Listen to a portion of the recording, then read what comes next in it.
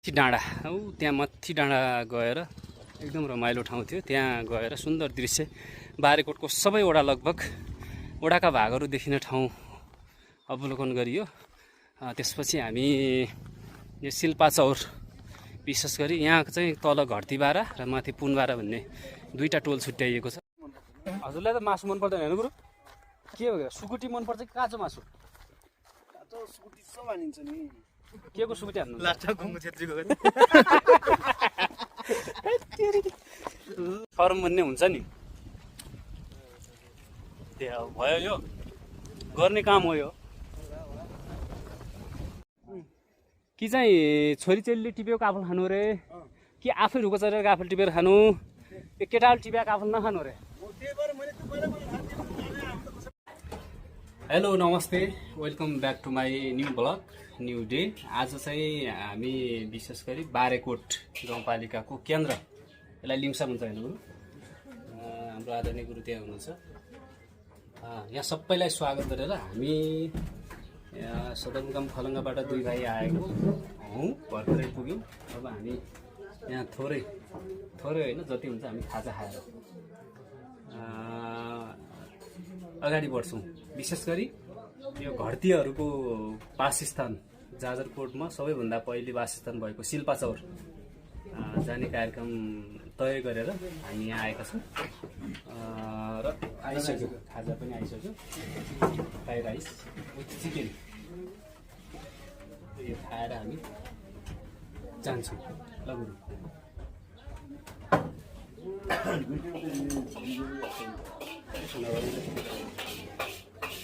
ल पानी खाइयो। यो मुलको पानी क्या मिठो छ यार, खिच्नु पऱ्यो।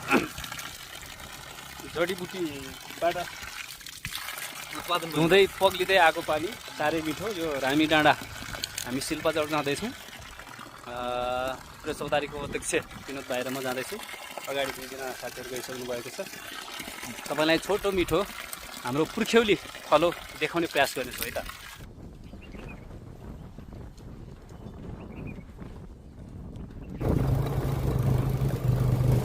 यो स्पेसल रामी डाँडा निकै पुरानो यहाँ मेला लाग्ने गर्छ होइन? यही ठाउँ त हो नि? र तत्कालीन रामी डाँडा गाविस गाउँ विकास समिति, अहिले त बारेकोट गाउँपालिका वार्ड नम्बर 1 पर्छ। यो बारेकोटको एउटा गाविस होला, एउटा वडा भएको। साबिकको एउटा गाविस, अहिले एउटा वडा छ, वार्ड नम्बर 1 विशेष गरी। यहाँ म पहिला पनि आएको थियो, अहिले अलि धेरै चेन्ज भएको देखेँ। पहिला हिँडेर आएको।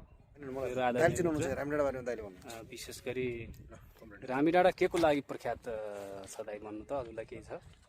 रामी डाँडा पहिला एउटा पौराणिक र पर्यटकीय स्थल भनेर छ। पहिले 2224 राजा हुँदाखेरि हजुर यहाँ चाहिँ जाजरकोटी राजाहरूको 6 महिनाको लागि शासन गर्ने ठाउँ यो एउटा चाहिँ नौमली पार्क अथवा यो नौमली भन्छ हामी, यसलाई बुद्धबुद्धि पनि भनिन्छ। यो ठाउँलाई यो ठाउँ हजुर पहिले चाहिँ के अरे पुरा परम्परागत इट्टाले, हजुर यहीँ बनेको इट्टाले बनेको छ त्यो व्यक्ति भागहरू सबै। पछि केही चेन्ज गरिएको छ, केही मोडिफाई भएको हो। अर्को कुरा यहाँको वन जङ्गल एकदम राम्रो, वन जङ्गल राम्रो, समथर जमिन। हजुर त्यसपछि गएर माथिको मगर बस्ती, सिल्पाचौरको मगर बस्ती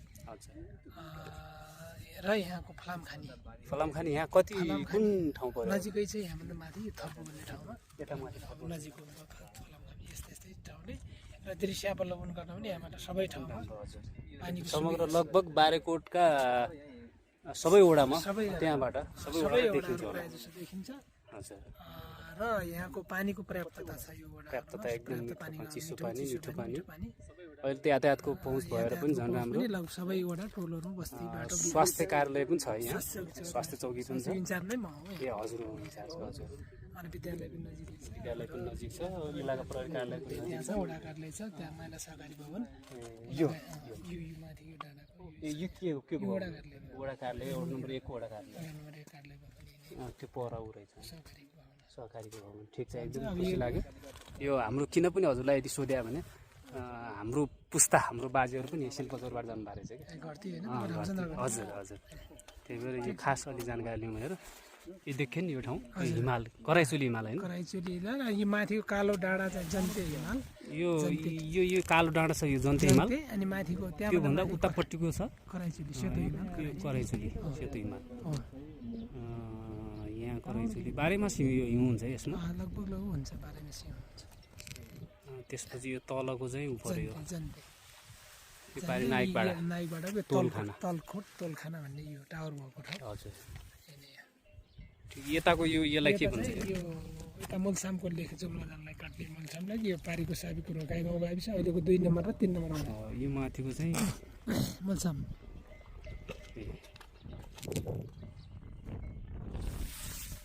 ठिक छ एकदम खुसी लाग्यो दाइ के छ कुरो तपाईँलाई के छ तारिक कराइचुलीको ऊ हेर्नुहोस् यहाँ फेरि घुम्न गयो हुन्थ्यो है कराइचुली अब यति बेला गयो नि हेर्न सकिँदैन या ब्युटिफुल छ यार हामी यसलाई मिनी स्विजरल्यान्ड भन्छौँ ल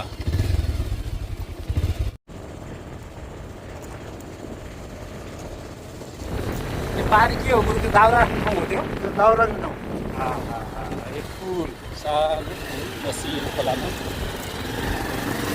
ओहो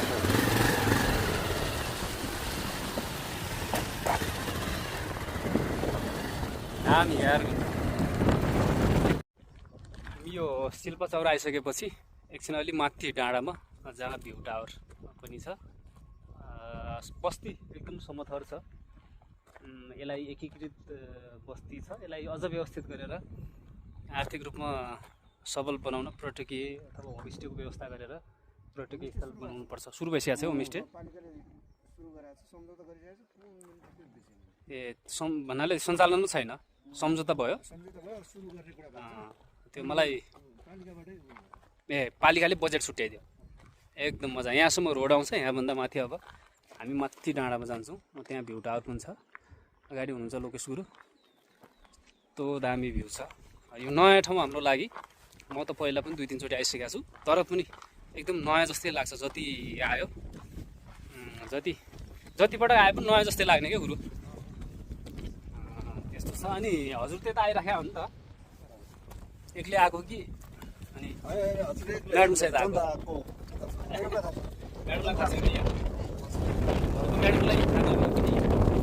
अरू केही छ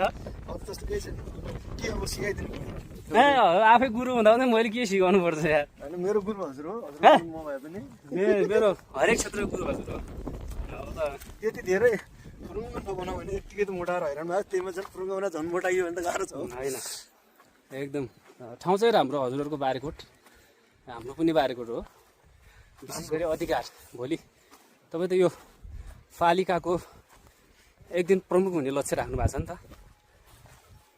के छ तयारी त्यो त कहाँ तयारी त जुन दिनदेखि उ गऱ्यो त्यहाँदेखि यहाँको प्रमुख मात्र होइन सङ्घको प्रमुख पनि तयारी भयो पहिलो त यहाँ हुनु पऱ्यो नि त त्यही भएर अहिले त यो एकदम कस्तो राम्रो भ्यू देखिरहेको छ क्या पछाडि ब्याकग्राउन्डमा हो यहाँ चाहिँ अर्जुन बुढालाई सम्झिएको छु है अर्जुन बुढा मगर माथि होइन अर्जुन घर त त्यहाँ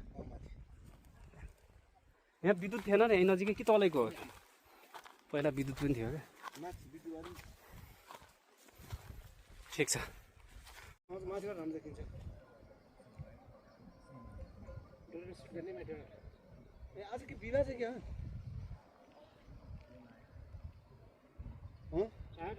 भिडियो थकित भइयो अघिको जोस बर ल र अर्को उसले गुरुले गर्छ अरे त्यस्तै म त बढी थाकेको छु जाँदाखेरि फुगाएबल जाँदाखेरि ए जोतेर आउँछु भन्छ अरे फर्किँदाखेरि जोतेर आयो भन्छ त्यस्तै भइहाल्छ भाना भन्छ अरे बल्लले भाना भन्छ अरे अनि फर्किँदाखेरि बल्ल कहाँबाट आयो भनेपछि भानाबाट आयो भन्छ अरे भानाबाट भन्छ दाबी मन्दिर पालिकाले बनाइदियो होला होइन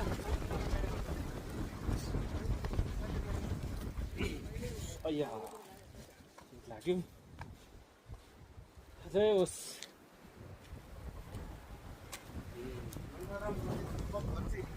घरती टिकापुन एउटामा त टिकापुन भन्छ बाबुले त निम प्रकाश बुढा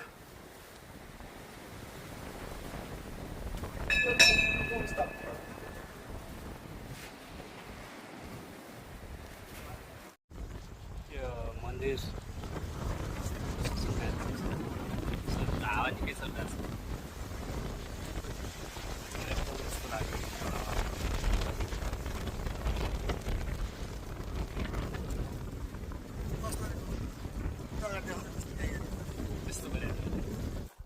लाली गुराँसै गुराँस भएको ठाउँ यहाँ छ। अब यो बेला गुराँसहरू फुलेर सकिन लागेछ।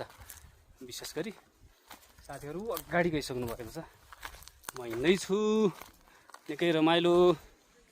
यहाँ चाहिँ शान्त हुन एकदम राम्रो ठाउँ रहेछ। तपाईँहरू पनि आउनु होला एकचोटि फुर्सद भयो भने। मलाई मन परेको ठाउँ हो, एकचोटि अवश्य घुम्नु होला। क्या दामी भ्यू देखिन्छ।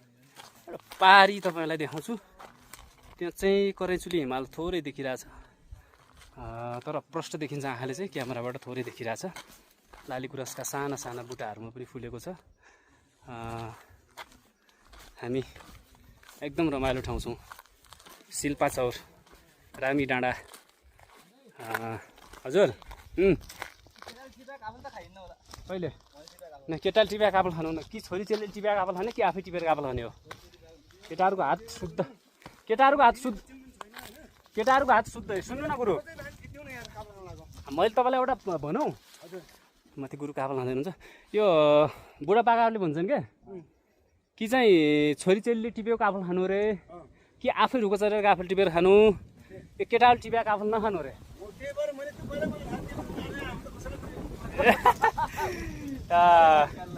यो रियल हो है, सत्य। यो बुढापाकाहरूले भने कति बुढापाकाहरूले सुन्नु भएको छैन होला। त्यो अन्तर्गत मलाई पनि बुढै सम्झिनु न यति भनिसकेपछि।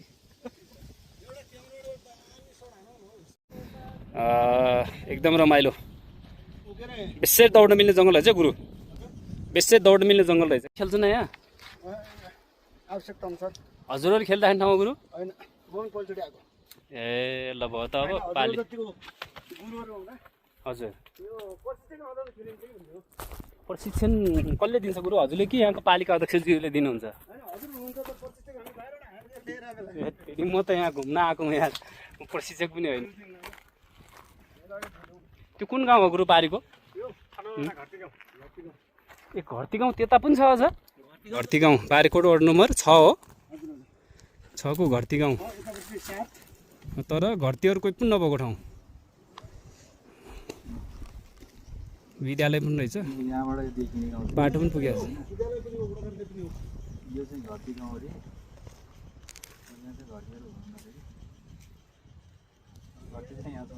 फोटो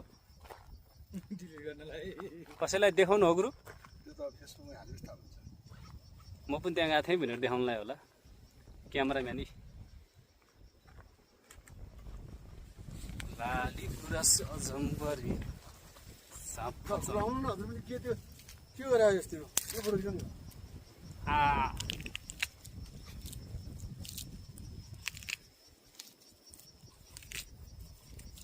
लाग्छ लाउने। त्यो अलिकति शरम भन्ने हुन्छ नि, त्यो भयो। यो गर्ने काम हो यो। के को लागि हो? तपाईँ त यार 65 वर्षको मान्छे के भयो के पोजेर जस्तो तपाईँ? यो त पारीको ठाउँ। म त ढले पुगे पनि अहिले 20-25 वर्ष हो। किन भन्दा त्यो अहिले मुन्चुन गरे नि त्यो गाउँ ए त्यसबाट पोज गर्नुस् नि त। म जस्तै हुनु। यो ठाउँ हो क्या घुम्नुपर्ने, कस्तो सुन्दर ठाउँ घुम्नु पर्यो। आहा, हामी त फिर्ता भयौँ त रमाइलो गरेर। होइन खिचिरहेको छौँ त पछाडिबाटै त खिचे। पनि के यो फेरि अब है त हजुरलाई त मासु मन पर्दैन होइन गुरु? के हो सुकुटी मनपर्छ कि काँचो मासु? काँचो सुकुटी सब हानिन्छ नि।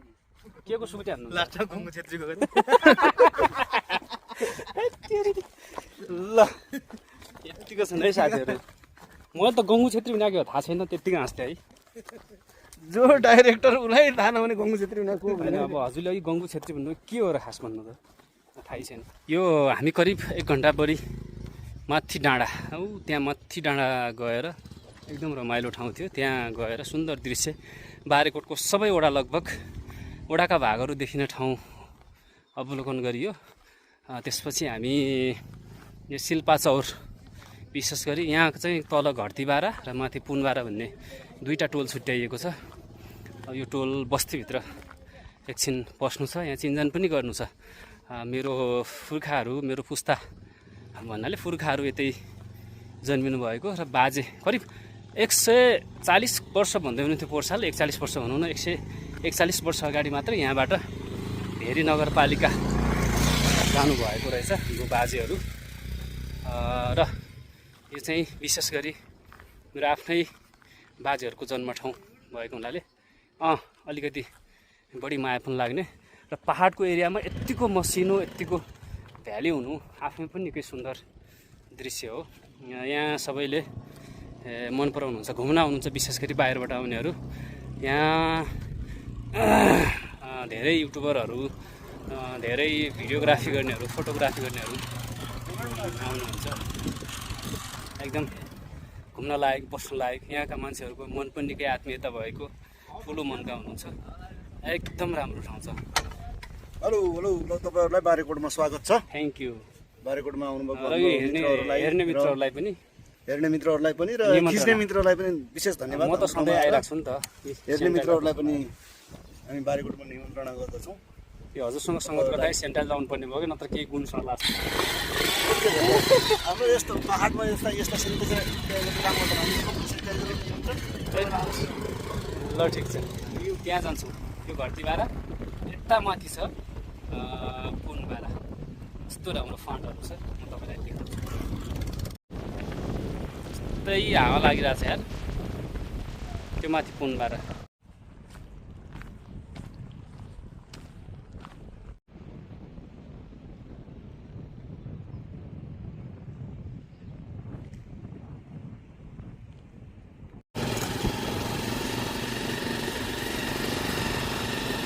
यो रुखको नाम थाहा छ के हो? के भन्छ यसलाई? भैँस जवानी भन्छ यसलाई। के जवानी? यो बुटा जवानीको बुटा साँच्चै कसलाई हो? भैँस भने जवानी भएन त? ए मैले सही भनेको छु नि होइन। हाउडा मजाले मोटो किबी खेती मजाको रहेछ। निकै मिठो र निकै राम्रो फलको रूपमा दिने।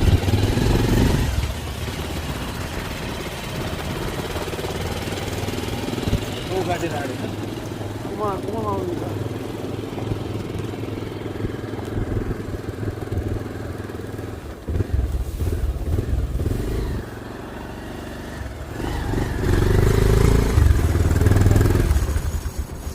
है यो भूकम्प स्कुल होइन यो आएको।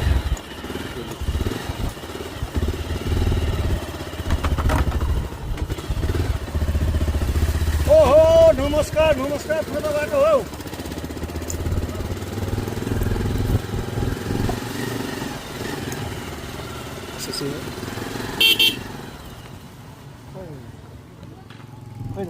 सिल्पाचौरको घरतीबारा भन्ने टोल हो। यहाँभित्र प्रवेश गरेका छौँ। भूकम्पपछि सबै संरचनाहरू केही त नयाँ बन्ने तयारीमा छन् भने बन्दै रहेका छन्, कोही कम्प्लिट हुन थालेछन्, केही चाहिँ अझै पनि भग्नावशेष छन्। अझै भूकम्पले गर्दा भूकम्पको केन्द्रबिन्दु नै यही रामीडाँडा हो। मङ्सिर 16 गते गएको भूकम्पपछि जाजरकोटमा निकै क्षति बेहोर्नु पऱ्यो। 17 गते होइन, कार्तिक 17 गते, कस्तो मिस्टेक बोलेछु।